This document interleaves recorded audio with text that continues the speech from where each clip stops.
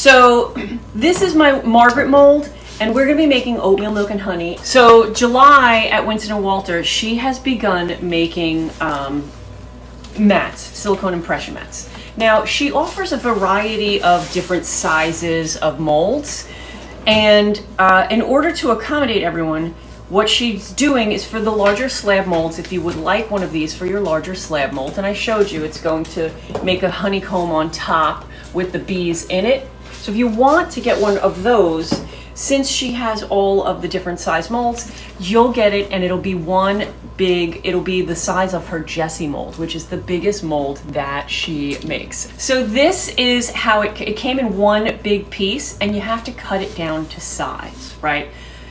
I'm not going to give you advice on how to cut it down to size. I'll tell you what we did, because I don't know. I love the bees. Yeah, it's so adorable. I was so scared when I was cutting it that we would overcut, and then we'd have to piece it all together, and thankfully we did a great job on that. What we did was we took the mat out, we put it on the table, and then took the liner out and put it on top. We flipped it to the back though. And then John took a razor blade and just ran along the edge against the straight edge, so that it would be a straight line. And then we tried to put it back in, and we kept trimming little pieces off to get it.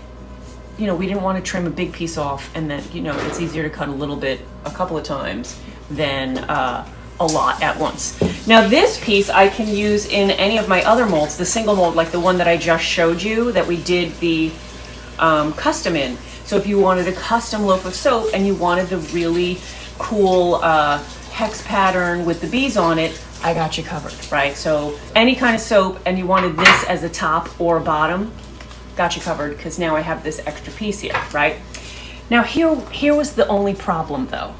When I went to put it in the mold, it was hard to line up because the bottom of this silicone kept sticking to the mold. It doesn't want to move, which is good when you pour the soap in. It's not going to move, it's going to stay still. But what you cannot, it sticks really good, right? So we were like, oh, how are we going to get it in here and lined up properly and make sure that it's all this is, I don't want to knock anything down, but I think I get the point. Yeah, so it sticks. Here's my secret trick. We took, it's not so secret because I'm telling you. We took, and it's a little tricky to get, well, not now because we put the stuff in it. I took some arrowroot powder. You could use cornstarch, you could use kaolin clay, any kind of an additive that you would put in the soap, and we lightly dusted the bottom of the Margaret mold, right?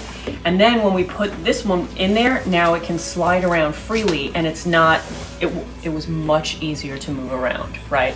So if you're getting one of these, the first issue is measure 40,000 times and cut once, because you don't want to mess up. You're spending good money on something like this. You don't want to overcut it, right? And my second piece of advice is put a little bit of the powder on the bottom, and you'll be able to move it freely, and then it can clean right off.